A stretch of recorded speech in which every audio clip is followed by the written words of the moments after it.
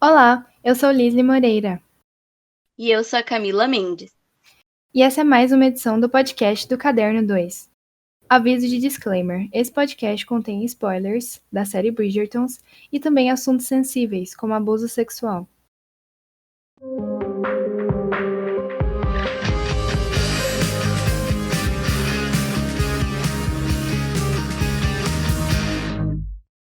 Bridgerton, criada por Chris Van Dusen e baseada na série de livros do mesmo nome, escrita por Julia Quinn, é uma série da Netflix que trata sobre a vida da família Bridgerton na alta sociedade do período da regência britânica. A temporada protagoniza o casal formado por Daphne Bridgerton, interpretada por Phoebe Dynevor, e o Duque de Hastings, Simon, interpretado por Rage John Page. A obra, que foi produzida por Shonda Rhimes, criadora dos sucessos Grey's Anatomy e Scandal, quebrou recordes e se tornou a série mais streamada de todos os tempos, sendo assistida por pelo menos 82 milhões de lares ao redor do mundo. Apesar, do grande sucesso da série, a enorme quantidade de telespectadores, alguns temas falharam em ser tratados com mais responsabilidade e mais profundidade. Sim, dentro desses temas, a gente destaca principalmente a paternidade compulsória e o estupro. Nessa temporada, o foco ficou na Daphne e na ascensão dela como debutante, dessa temporada casamenteira da alta sociedade.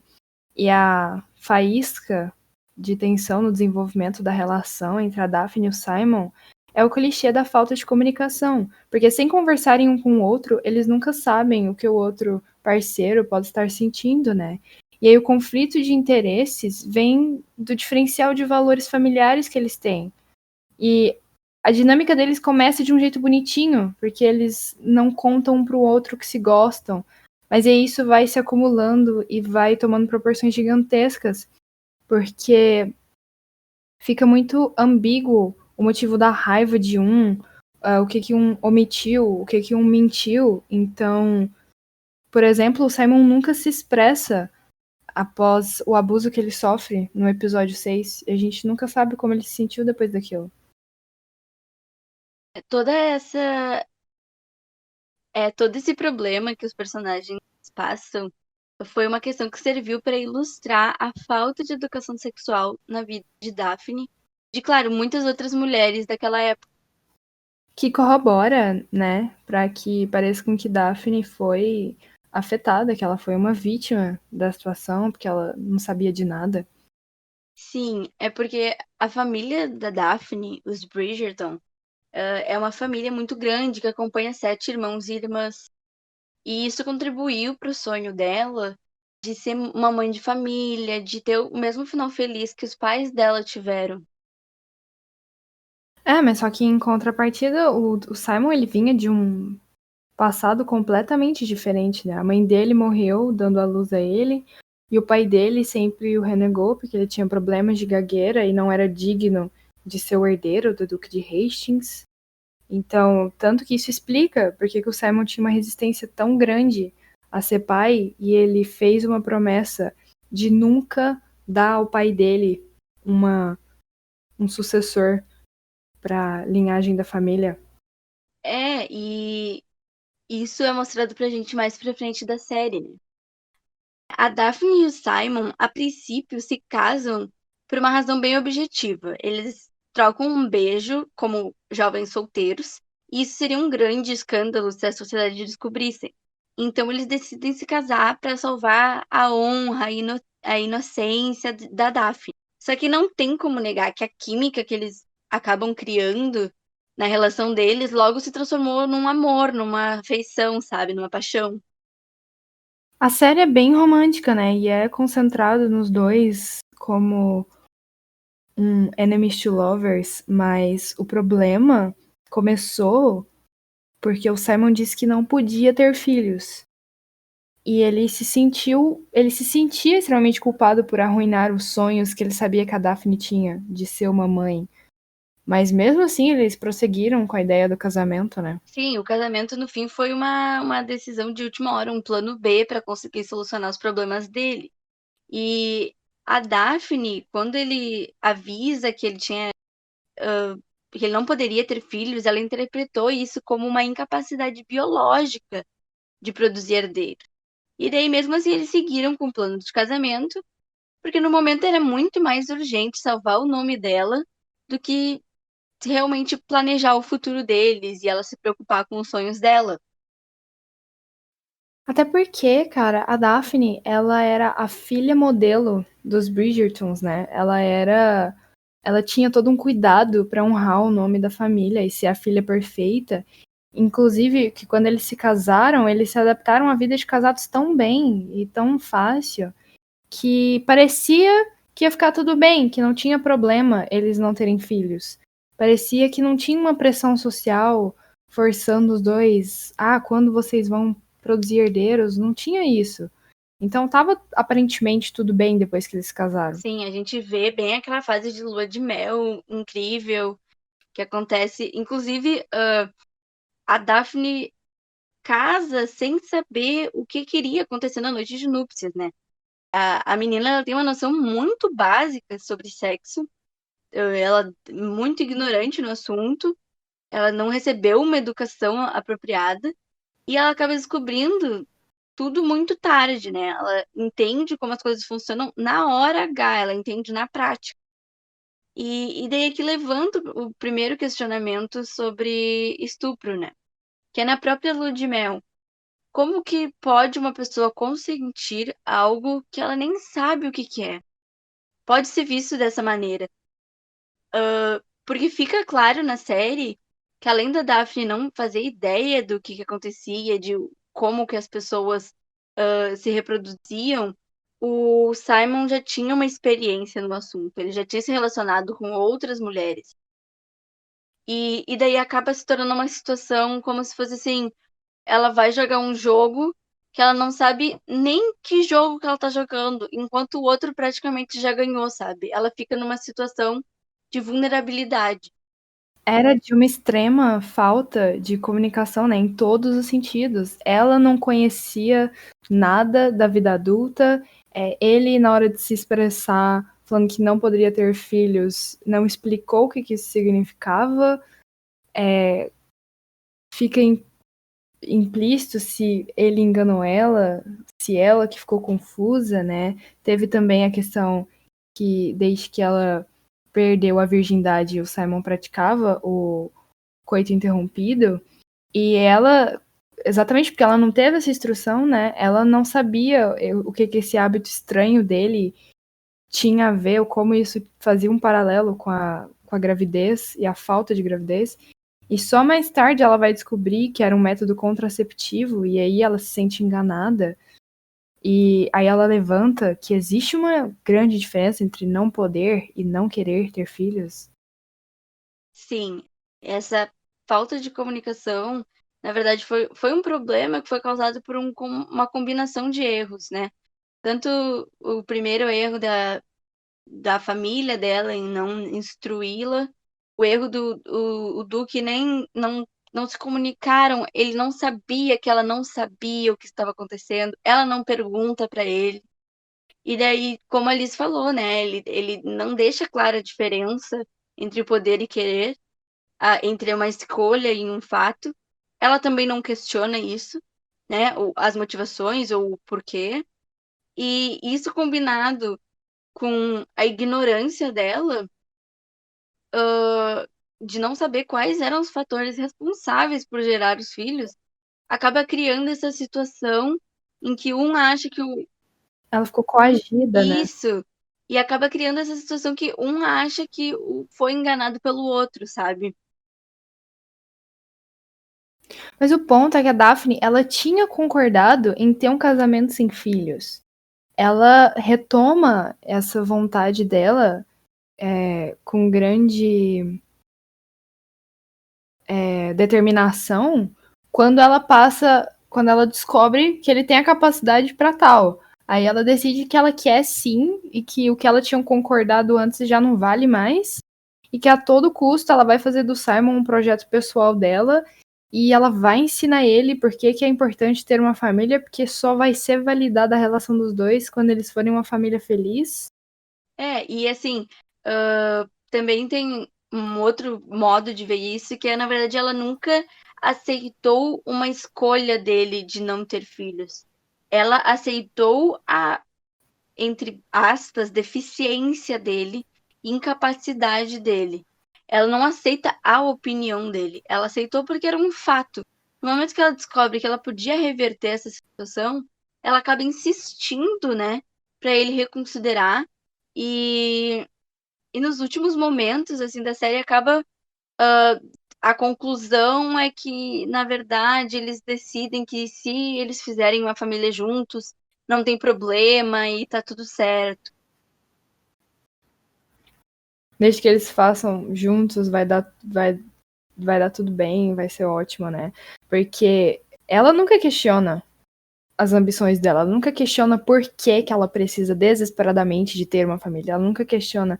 E não dá para pedir que uma mulher do século XVII também automaticamente tenha a mentalidade de uma mulher do século XXI. Não dá para querer também que ela questione todo o status quo de onde ela vive, mas o fato que ela passa o resto da temporada inteira no pé do Simon, questionando as decisões de vida dele, as escolhas dele, aí levanta. Por que ela nunca pôde questionar as dela? Se ela sabia que era uma inflexibilidade para ele, se ela sabia que estava ligado a algum trauma, alguma questão do passado dele, e daí ele não podia fazer isso nem por ela, ele amava ela, e mesmo assim ele não podia, ela nem tanto entender esse lado, né? Só que assim, a gente também pode ver por outro lado, que é a questão, será que a decisão do Simon veio de um desejo pessoal dele, ou veio simplesmente da vontade dele de contrariar o que o pai dele tinha pedido para ele, né? Que era ter herdeiros. Ele, poucas vezes, quando ele fala sobre não querer ter filhos, ele nunca menciona a própria vontade ou as posições dele, os desejos dele. Ele menciona a vontade dele dessa vingança, né? De cumprir essa promessa que ele fez contra o pai dele. E, e tem até um momento quando ele encontra os irmãos da Daphne, que são crianças, que instiga o telespectador a entender que, na verdade, talvez ele gostasse de crianças, talvez ele quisesse ter filhos, mas ele estava muito preso a esse trauma dele, sabe? Mas também, será que também não é um pouco errado colocar que todas as pessoas que não querem ter uma família e que não se permitem ter filhos é porque elas têm algum problema emocional, uma bagagem, alguma coisa do passado que elas têm que resolver, Sim. entendeu? Poderiam ter tratado isso de Eu outra acho forma que se também. fosse para colocar que ele não queria ter filhos, eles poderiam ter colocado que era por uma vontade, que ele não gostava, não era uma coisa que ele queria viver. Mas desse jeito que colocou, realmente entra naquele estereótipo de a pessoa que não quer filhos tem um trauma e daí o que acontece, né? Que até muitas pessoas acham que foi muito de repente a mudança que ele tem, a mudança de ideia dele, que na verdade foi ele desistindo do, da vingança dele. Muita gente percebe como se a Daphne tivesse curado ele, como se o amor tivesse resolvido o trauma dele, sabe? Isso é uma grande questão a ser questionada. E é um pouco problemático até, porque quando a Daphne descobre que ele pode sim ter filhos, a reação dela é muito fora de proporção. Não é justificável. Independente dela ter se sentido enganada pela palavra que ele usou, não justifica o ato dela de ter engajado num ato que ele claramente não estava confortável, que ele estava confuso, ele foi pego de surpresa. E aí, por ela ser mulher e por a força física dele é maior que a dela, ele poderia ter saído de lá, não sei o que. Não justifica e não dá pra pintar isso como o que não é. Foi uma cena de abuso, sabe? Foi um assédio, foi uma coisa que deveria ter sido. Deveriam ter dado um aviso naquele episódio, no episódio 6. E isso nunca mais é falado, nunca mais o Simon toca no assunto, a gente não sabe como é que o Simon se sente depois disso, né? Que ele pediu pra ela parar e ela não parou. Sim, que é o momento, né, que ela descobre por que ele praticava o coito interrompido, que ela descobre conversando com outras pessoas, perguntando, em vez de perguntar para o próprio marido, ela pergunta para outras pessoas. E fica uma cena muito desconfortável de assistir, né? Que ela força uma coisa, ele tá confuso, ela, na verdade, a motivação dela é a raiva, em vez dela perguntar, ela tenta descobrir, forçando ele a uma coisa que ele não queria, sabe? Fica bem, bem complicado mesmo. Então, isso deixa muitas perguntas, né? Então, de como isso pode ter sido tratado nos livros, porque se isso foi uma adaptação moderna e que foi melhorada, a gente fica imaginando o que é que se passou nos livros, né? E é por isso que a gente vai chamar a Ana Júlia, estudante de jornalismo da URGS, que leu os livros da série, para fazer um comparativo do universo do livro com os das telinhas. Ana Júlia, fala pra gente como foi a cena de estupro, como ela foi tratada, se ela realmente não foi discutida, se foi melhor às vezes. Oi, Camila. Oi, Lisli. Obrigada por terem me chamado para participar. E respondendo à pergunta de vocês, no livro, a cena do estupro é muito mais nítida do que na série.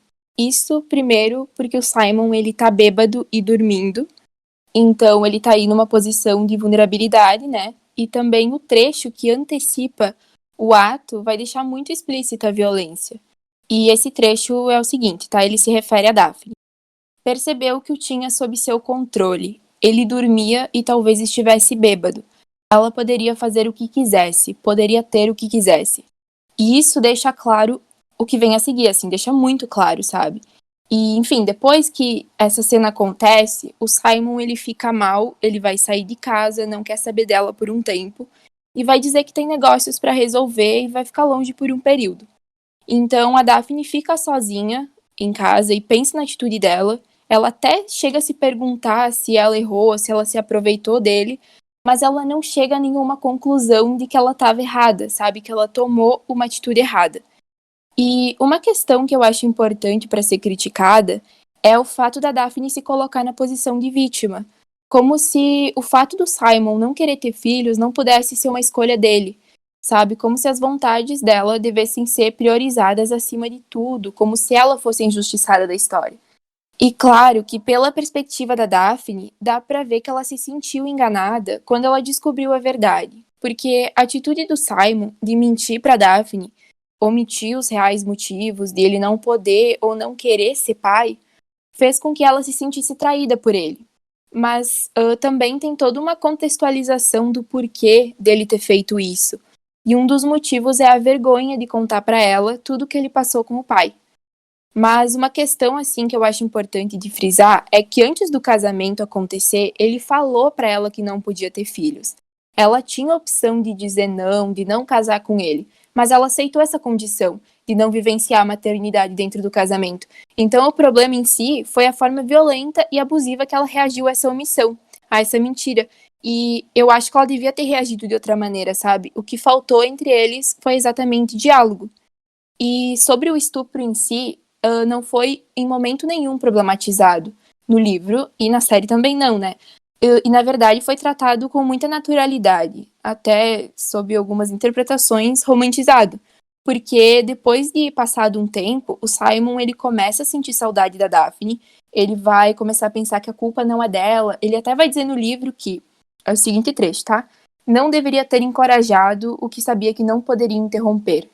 Então, a partir disso, dá pra ver que ele começa a se culpar pela ação dela. E depois, enfim, pra manter o final do romance, pra ter o final feliz, ele vai voltar pra casa, vai pedir desculpas pra ela, se declarar, e a gente vai ver a rendição do Simon, e ele vai aceitar ter filhos. Eles vão ter vários filhos, vão continuar sendo muito apaixonados, isso inclusive vai aparecer nos outros livros, eles como um modelo de casal perfeito, um casal exemplar. nesses trechos que tu leu pra gente fica bem claro que, além dela ter premeditado o que ela fez, o que não fica claro na série, ele acaba se culpando do que aconteceu, né? E, e essa parte acredito que foi realmente melhorada na série, porque ele não pede desculpa pra ela pelo que ele sofreu, né? Pelo menos isso. Mas essa questão acaba, por mais que seja muito problemática, fica um pouco subjetiva para algumas pessoas. Tem alguns fãs, inclusive, que defendem que a Daphne não fez nada de errado, porque o Simon, ele chora quando a Daphne acaba perdendo o bebê. E para algumas pessoas isso é uma prova de que, na verdade, ele queria sim uma família.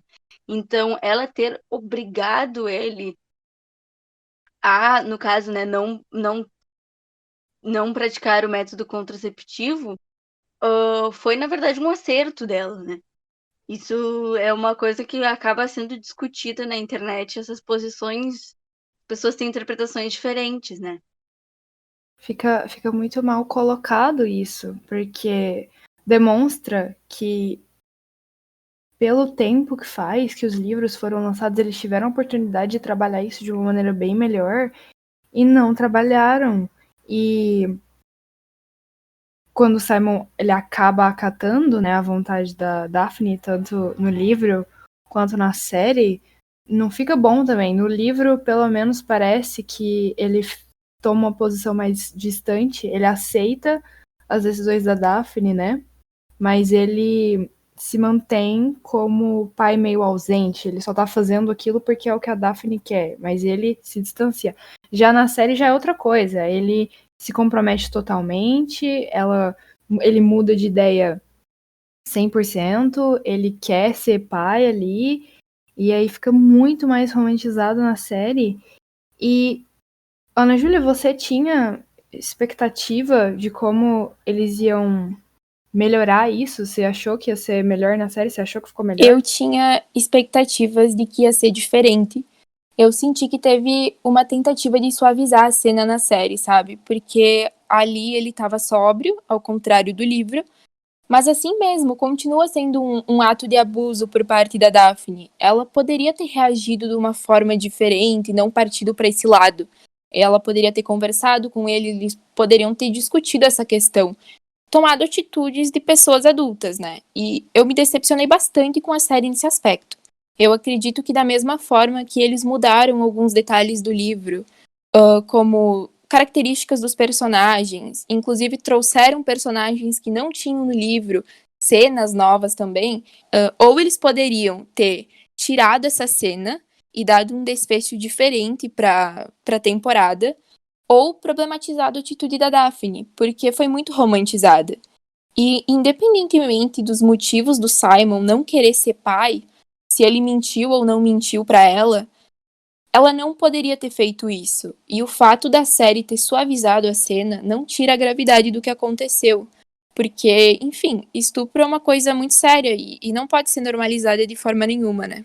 Ficou um tom bem amargo, né? A série ficou um tom bem amargo, e para qualquer pessoa que tá vendo e tá se divertindo com aquela leveza, porque é uma coisa muito bem produzida, acaba que a série termina e você fica com um peso na consciência. Não dá pra você simplesmente parar de pensar no que aconteceu e fingir que aquilo foi normal só porque mais ninguém quis retomar o assunto, sabe? Mas de maneira geral, você gostou da série? Você achou que é divertida porque tá fazendo um sucesso, né? Tipo, você acha que merece esse mérito todo? Tirando essas cenas polêmicas e problemáticas, eu gostei bastante da série. Eu achei muito parecida com o livro. Os detalhes são bem fiéis. O figurino é muito bonito, colorido. Tem um toque da personalidade de cada personagem, sabe? Conseguiu captar a essência deles. Foi, assim, muito melhor do que eu sempre imaginei. Muito mais moderno. Inclusive, a trilha sonora eu achei muito maravilhosa, com essas músicas atuais sendo adaptadas para um contexto da série, né? Sendo levadas assim de uma forma instrumental, como se fossem daquela época. Eu achei que foi uma modernização que combinou bastante. E surpreendeu bastante quem tava assistindo, esses momentos que a gente percebe que essas músicas são músicas atuais, que eles colocaram dentro do contexto, ficou muito divertido.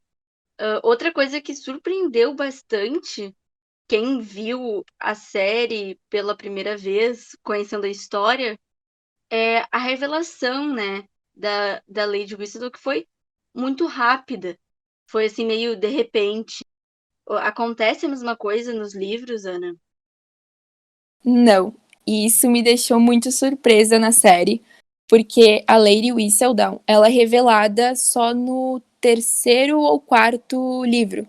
Então o mistério continua por mais volumes.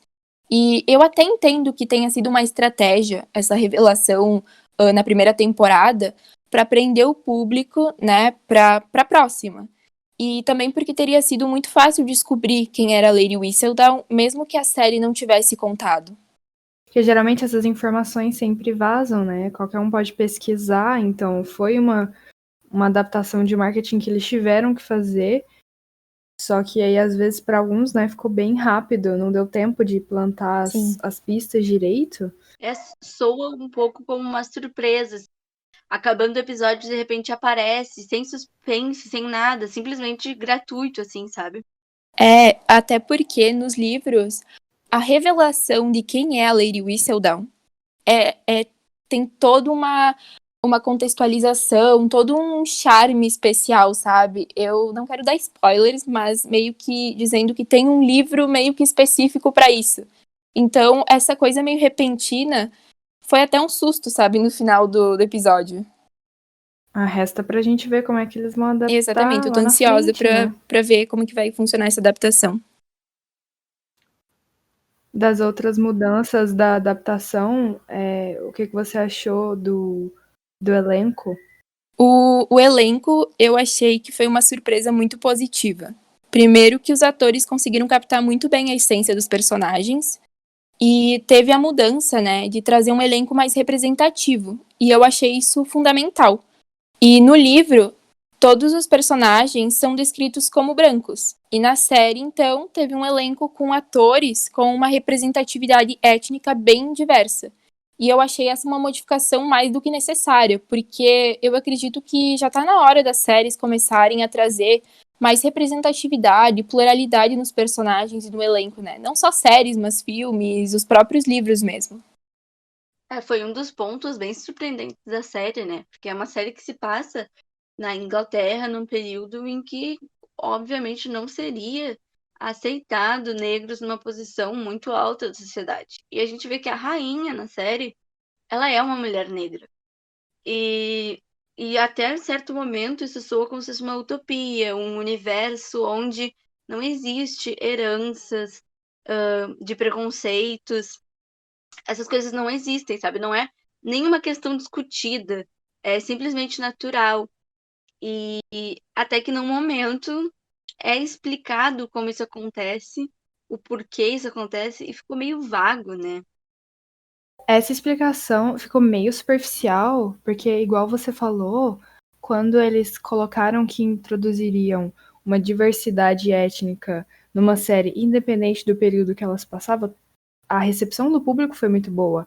Mas aí leva a gente a se perguntar se não foi um tipo de race baiting comparável ao queer baiting, que é o ato de falar para o público que você vai colocar uma representatividade de minoria para atrair esse público, mas na verdade não é exatamente o que você está fazendo, porque a maioria da diversidade étnica fica no fundo de figurante, não tá nos personagens principais, não tem a maioria das falas, né? E independente disso, é muito legal de ver, porque isso não acontece muito na mídia. Então a gente tem a chance de ver um paralelo com o nosso mundo, que é um mundo ideal, onde os problemas raciais não existem, aí é muito muito Isso é leve, muito né? leve. E realmente esse grande deslize, na minha opinião, nesse momento que eles explicam o porquê não existe racismo naquele universo, é um grande erro, até porque antes disso estava tudo perfeito, sabe? Parecia E é realmente, como tu falou, uma utopia, sabe?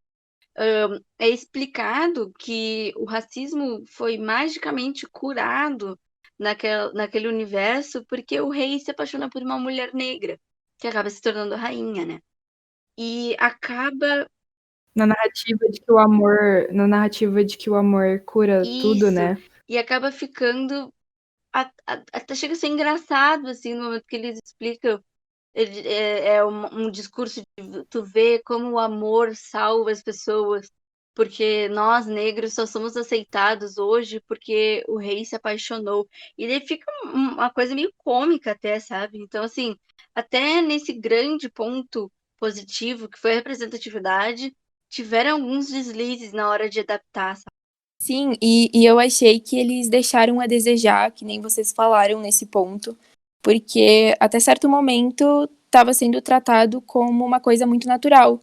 Então eu acredito que nas próximas temporadas eles possam trazer alguma discussão sobre isso, quem sabe, né? Não sei. Espero que eles tragam mais personagens nos papéis principais, né? Personagens com uma representatividade, não só nos figurantes. E como fã, Ana Júlia, pessoalmente você concorda, então, com todas as críticas justificadas que são feitas? Eu acho que as críticas estão sendo bem pertinentes, porque o livro ele foi escrito em 2000 pela Julia Quinn, e teve essa cena, né, essa reação da Daphne, tratada de uma forma, né, violenta, enfim, teve esse erro. E essa cena, ela foi repetida em 2020 na série, com um erro aí de novo. Então eu acho que as críticas, elas estão sendo mais do que necessárias. E eu acredito que a gente tem que ter consciência de que ser fã, gostar muito de algo, de alguém, não pode fazer com que a gente apague o nosso senso crítico, sabe? E ignore as coisas sérias e problemáticas que algumas obras, alguns autores podem estar propagando. Porque, por exemplo, na série, a produção é bonita, o elenco é maravilhoso, o enredo é cativante, e o livro também é muito bem escrito. Mas a cena de estupro é muito problemática e não pode ser ignorada. Isso que eu tô falando não vale só para esse caso, mas para tudo que a gente consome, né? A gente tem que ficar atento para não normalizar um entretenimento que seja violento, abusivo, problemático, porque violência não é e não pode ser entretenimento. Essas discussões que foram muito levantadas, por mais que tiveram opiniões diferentes sobre essas discussões, independente dos pontos negativos e positivos da série, a série foi um grande sucesso. O livro não era tão famoso assim pelo grande público, mas a série quebrou recordes absurdos. Inclusive já foi renovada para 6 temporadas. Uma coisa que eu não sei vocês, mas eu nunca vi uma série assim na primeira temporada já renovar para mais 6. Sim, isso foi muito surpreendente. E eu tô muito ansiosa para ver como é que eles vão abordar, inclusive como eles vão abordar a história de 8 irmãos em 6 temporadas, né? Porque não sei se vão ter mais 2 temporadas depois, mas nos livros são 8 irmãos, 8 livros. Na verdade, tem um nono livro que traz um texto a mais sobre cada história, tipo, cada desfecho dos casais, sabe? Mas eu tô ansiosa pra ver como é que vai acontecer. Eu também tô com muita expectativa para saber como essas 6 temporadas vão mostrar a vida dos irmãos, principalmente do Benedict, que é um personagem que parece que vai ter uma relação homoafetiva com um amigo dele, artista, né? É aquele personagem secundário. Mas não sei ainda se isso é realmente uma história que vai se enrolar na trama ou é um queerbaiting, né? Aí é mais uma questão que a gente vai ficar atento para ver como que eles vão adaptar isso. Principalmente agora, né, que a série tá muito em alta, com essa visibilidade toda, os roteiristas têm que ter em mente o impacto que eles fazem. Se eles vão escolher tratar na série algum assunto social, político, que eles querem trazer esse diálogo para o nosso mundo, então que eles façam isso de uma maneira mais realista, de uma maneira mais aprofundada, ou então eles se atêm ao universo Bridgerton como uma coisa isolada e perfeitinha que a gente pode se basear como uma utopia feliz, né? Tem que ser uma coisa bem pensada. Caso contrário, o Bridgerton estaria fadado a envelhecer muito mal. E não tem beleza de vestido brilhante e cena instigante que resolva isso.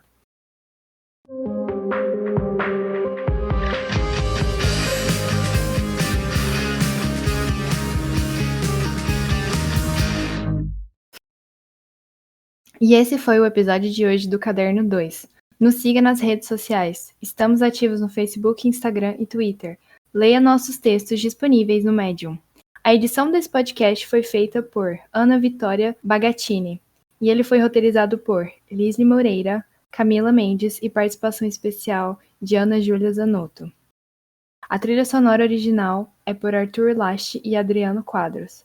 Muito obrigada pela sua audiência e até semana que vem.